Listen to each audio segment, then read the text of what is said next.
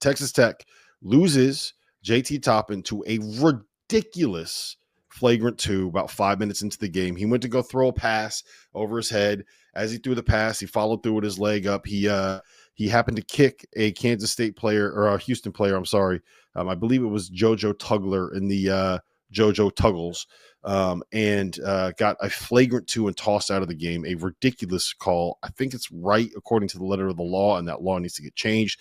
Grant McCaslin lost his mind. I think a paper went flying into the stands. He got 2 technical fouls. It looked like he was ready to get about 2 more. Fired his team up. He leaves the court, and Texas Tech just one of the most impressive performances and most entertaining performances I can remember in a long time. They win 82-81 in overtime. Latula, will go to you first. Goodman, I want you to react after. What do you make of this win for Texas Tech? Are they the best team in the Big 12? Can we say that? Are we there yet? They're the hottest team.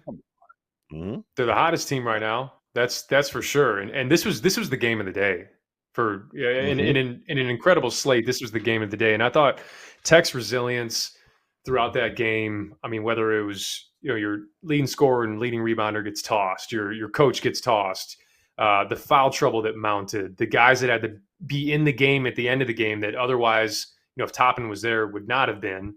It was incredible, and I thought it showed, the mental makeup you have to not only just get through all that adversity, but do it at Houston.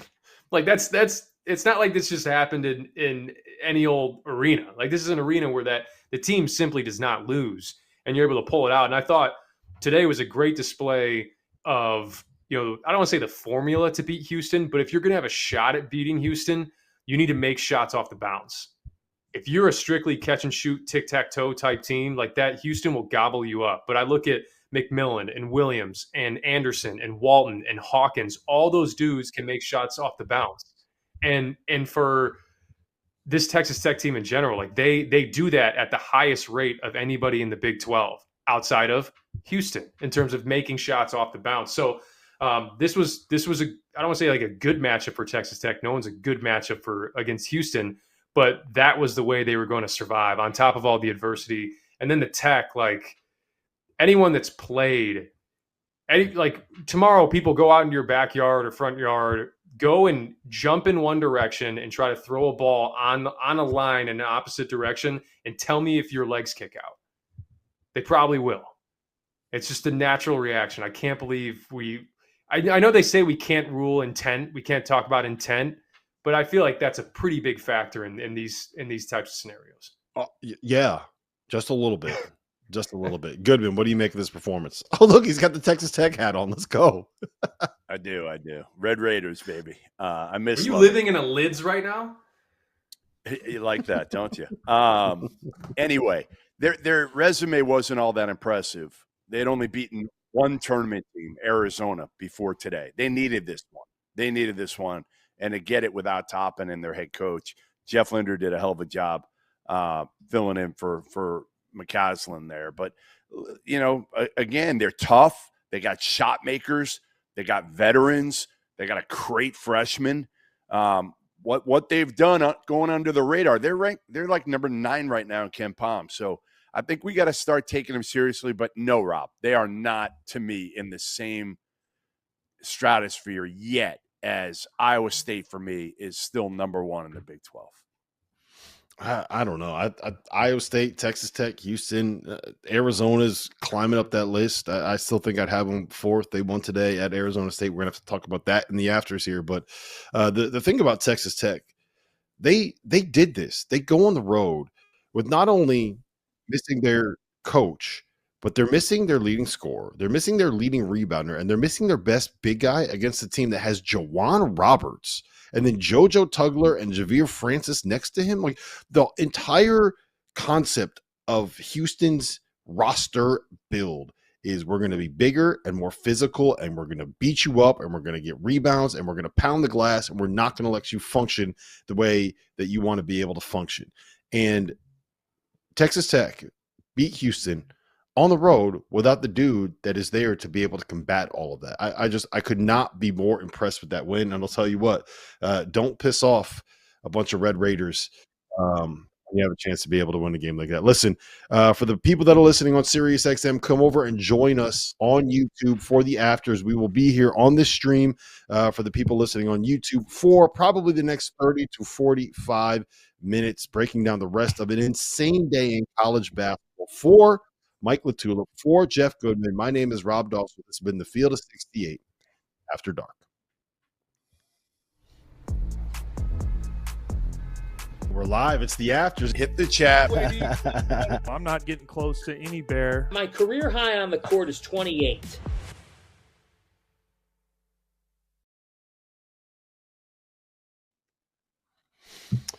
Whew. What a win for Texas Tech. What a day in college basketball. What a crazy day in the Big 12. What a crazy day in the world of college basketball. Anything to add, Mike, on Houston? Are you worried about them at all? You know, I have questions about some of their late game stuff, but I will say this. I thought that playing with a banged up Juwan Roberts and with the amount of shot making that we saw from Texas Tech, got the shots that they wanted, or at least the sets that they wanted down the stretch. They're just trying to run those ball screen short rolls, get it to Juwan Roberts going to his left, where he can take that one dribble, throw his shoulder into someone to hit that little floater, right? They had an opportunity to do that at the end. The shot got blocked. They had an opportunity to do that at the end of the overtime, and there was 2 men over there, and he got called for a travel. So, yeah, really, really impressive win for Texas Tech, and Houston takes the loss. Are you worried about them? No, I'm not worried about them at all. Not one bit. I mean, we talked about the adversity that Texas Tech dealt with tonight. Houston got their fair share as well. Foul trouble majority of the night, whether it's their, Francis or Tugler, Sharp, Juwan Roberts' ankle basically touches the ground on that short roll, and he was heroic tonight. If they ended up pulling out this game, we would be talking about Juwan Roberts a lot more than probably we're going to talk about him tonight.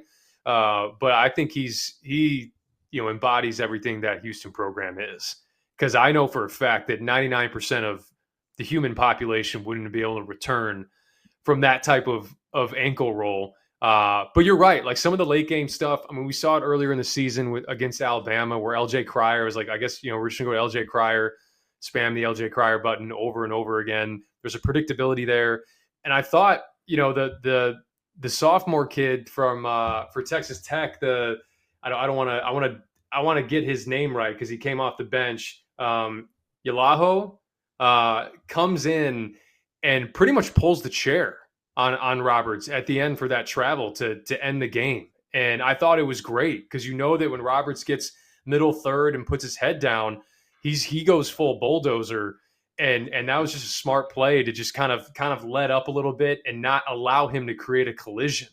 So look, Houston was a bucket away from winning this game, and I think we'd be talking about them the same way we talked about Texas Tech with their resilience and their fight through adversity. And I don't want 1 point to change my opinion on who Houston is and what they're about, because I think the one thing I really like about them, I mean, there's a lot of things I like about them, but offensively especially, we talk about their defense all the time, but offensively, they're so well insulated from inefficiencies, because they're such a good three-point shooting team, because the only guys that shoot three-pointers are the guys that are good at shooting three-pointers. And that is a very novel concept, I guess, for a lot of America in college basketball, because there's a lot of poor shooters shooting a lot of threes this year, and Houston's not one of those teams. So you'll always give yourself a chance to at least be efficient on the offensive end.